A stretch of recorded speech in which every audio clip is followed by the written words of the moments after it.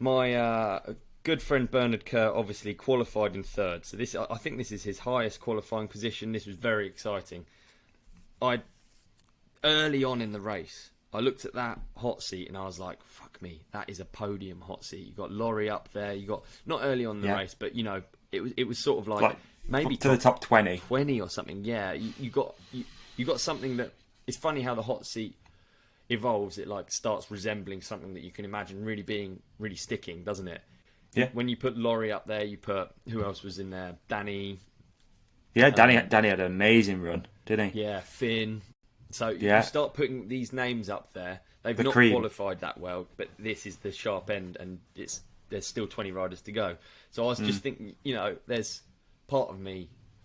It's been a really long time watching my friends race World Cups. A really, really long time since I've been watching and sports fanning since it was live timing, before there was any video of it. Yeah. So I've had a lot of over the years. I've had a lot of. It's brought me a lot of joy, but with anything, it largely brings you disappointment. Really, sport in kind. Sport, in order for you to get a win, most of the time you have to take fucking 90% loss, don't you? In order to get a win, I don't know. So I just think how many times people stand on that podium but then never get on there again. Yeah, hundreds of races and never get there again. Yeah. So, yeah. Yeah, that's it. And over the years, it's sort of like, because I'm very invested and obviously spend a lot of time with. Basically, I'm talking about Bren and Bernard because they're some of my closest friends. I spend a lot of time riding with them, and I live really close to them, and I know what work goes in. So it's like you are invested because you've been there for the build-up. Like, it blows my mind that they ride down this shit. I ride with them every day, and I'm nowhere near. I wouldn't. I'd be a long way off fucking qualifying. I'd be like fucking 20 seconds off qualifying, and I just think I ride down the same tracks as you. Like, how are you going this pace? So I am super invested, but there's part of me that just has to like protect that investment. Bernie's third man down from the end, and I'm just sat there thinking, it's not looking good. It's looking like a track that if you push on, you're going down. It looks like across the board. Particularly how I ride, if I'm pushing, I'm pumping more. There's more weight going through the tyres, and you're more likely to get caught out by these fucking shitty little pointy, horrible rocks. So yeah, I'm on. This is as edge of your seat racing as possible. I mean, I'll be honest, I was stood up. I didn't know what was going on. When Bernard came down into the hot seat, it was like, fucking hell. This could be the one. Dude, for sure. What did he came down third, right? Third last, yeah. Third last, yeah. So it was. So he had looking. Deprella, did he? Was it Deprella? I don't want to get it wrong, but I was. Yeah, it was Thibaut Deprella. Yeah. At that point, I was like, "Fucking hell!" Someone from the Surrey Hills. I love the Surrey Hills. I love the Surrey Hills, but it does not closely resemble what they were riding down there in snowshoe. So, yeah, I was thinking, "Fuck me, Bernard Kerr is going to." Dude, it was sick seeing him there. Holy shit, when he came through and he'd actually done it. And he looked, I'm trying to... was going to win a World Cup race, didn't he? He looked solid, dude. He looked super smooth. I love it. Obviously, Bernard's got unprecedented style anyway. He's probably arguably one of the most stylish guys on the bike. But he was I feel like he let his moto side come through even more than normal. For me, he was like hanging off the back of the bike more. There was those like 3 jumps into like a left corner where he just looked like faster than everyone else. But I think there was a triple double there that Laurie did, and you knew when someone did that they were they certainly weren't going to lose time in that section. It was Bernard looked fantastic really on the good, bike. It did. It looked really fluid and loose and. Yeah, in control, obviously. It's funny, the human mind's just like negative because I just watch him go down and I'm just thinking, any minute now it's going to fuck up. Like, you can't help it. That is the edge of your seat feeling. It's not a positive.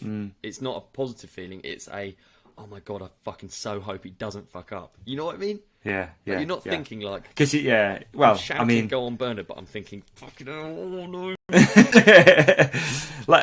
Especially with those rock sections and stuff. It only took your wheel going and a few mil to the left, to the wrong side, and that was it. Stall, and then so many shoulder barges on that shitty tree on the left. That was the bit I was like, he got past that. Which didn't look slow though, because some people were sort of like going into it and then putting the foot down and sort of like using it to hop round. It didn't look slow. It looked quite good to me. Yeah. As soon as they got to that road, I felt like whatever position they were in, they could hold that position. Like the probability was they were gonna put together a run. There wasn't much time to be made up, was there? No. That head section and then the jump down the hill and then there weren't much time to be made there at all. No, it was rad though. Yeah, so he sat there. T-Bolt Deprella, I think, was in second place qualifying. I think it was. I might have completely fucked that up, but it was. He fucked up anyway. Second to last, and then Amory messed up early, and I was just like, "Oh my god, Bernard's gonna get a tiger." You know, he's gonna get a tiger. Dude, that tiger's coming in hot. First split was 1 point something, and I was just like, "Fuck, he's actually gonna like this. He's gonna be completely unbearable. He's gonna be completely unbearable. It's gonna be like." Dude, it's the same. And when you're watching a race like that, and obviously I don't know Bernard that well, but I know him well enough to be like super invested in this and just extremely hyped. And then when you see Amory, and it's annoying because you know that he's not gonna fuck up. He's gonna put something down, and it's kind of frustrating, isn't it? I hate that sometimes about sport, that there's always that guy, right? The cream always rises to the top. There's always. Before it was Gwyn, there was always someone last in the start gate that you knew was gonna have a hitter and just come through and deliver something. And I mean, dude, anyone else in that start gate for that race would have been better to watch, if that makes sense. I'd rather anyone else was in that start gate last than Amory, because he's so consistent and you know he's gonna deliver. Amory highlights Amory just perfectly highlights the fact that at a certain age in life, like. You just don't have doubt. You're more suited to sport. It's why you get these characters like Minar, LeBron. They're like, that's quite cool that I mentioned those two in the same. But you know what I mean? They're old and they can like they're old for the category, and they can overcome all of the doubt and all of the stuff that there's so much experience. It does happen when you're older, because when you're young, you just don't doubt anything. Like some of the stuff I did when I was younger on a bike, I was just like.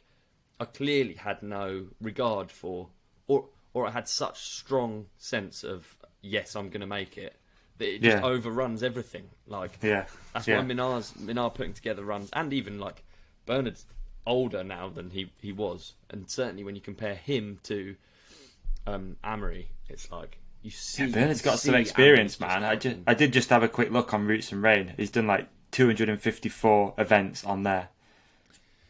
A lot of time in a start gate. How many years? It's got to be 10 years now, hey? On the World Cup I'd have thought so, man. Yeah, I'd have thought so on the World Cup circuit. 2000 and hang on, his first World Cup was in. Hang on, excuse me, I stalled on this. I think it was 2008. We should have, 2008. I think it was 2008. Yeah, where he didn't qualify for a bunch of them. So 2008. Yeah, and those didn't qualify. They're all races that he's travelled out to. He's camped. He's got a caravan. You know, it's hard fucking work to come 30th at a World Cup. It's hard fucking work to come dead last at a World Cup. You know what I mean? And so over those years, it's probably even harder to come second. I think so. Nah. You know, when you watch Amory. You watch Amory in the start hut, and you just think, "Wow, what it is to be young." You know what I mean? Just out of the gate, all that confidence, all that confidence. And he talks about the crash, but he talks about his crash like a week prior or whatever it was. Yeah, tell it doesn't really bother him that much. You know what I mean? He's like, the ball is rolling, dude. Yeah, exactly. It's just the ball is rolling. He's rolling. He's in the groove. Life is good. He's earning money. He's fucking the best in the world at something. Fucking cool, isn't it? Fair play to him, man. I mean, you can't take anything away from that win. You know, again, being in that position, being in the start hut, last man down, coming off the back of an injury, a crash, just. Insane. It's a shame, though, dude. It's a shame. There's a tiger out there that would have had a lovely home in the Surrey Hills, and now there is. It's just it's just going to stay there with the tiger breeder. Have you spoken to Bernard at all? Yeah. Amazing. He must be stoked though, man. I mean, to finally get that second place. It's his first podium, is it? Yeah, I mean, he wrote... I can't remember what he wrote to me. I thought it was funny, though. He wrote... It was something like, racing's actually super fun when you do well. Because, you know, you get the feeling that, like, it's a grind, a slog. If you're working that hard and not getting what you feel that you should get, and he does feel that he is at the pointy end. If he gets outside of the top 10, he's no longer really that stoked, you know, which is fucking cool, isn't it? Just even to just be in the position where you're not that stoked, being outside the top 10. Yeah, I remember when I was younger, even like I'd come up to Bren, I'd be like, "Fuck yeah, dude, 14th, that's so sick." And he's like, "14th? Are you kidding me?" Yeah, I think Bren said that right on the recent episode, that no one gives a fuck if you're not winning or on the podium. Like, it's just whatever. You move on, next race. Yeah, it's tough. That must be a tough thing, dude. I mean, do you think Bernard keeps the momentum? Yeah, really tough. Do you think Bernard keeps the momentum going into? He's not gonna. He's not gonna. Good, dude. He's a confident young man, and he's just got confidenter. He's just got that little bit more confident. And we don't have a tiger, no, but we might as well. He just got second at the World Cup, dude. He's coming in hot. Maybe get another animal that's not as cool as a tiger. That's like pretty cool.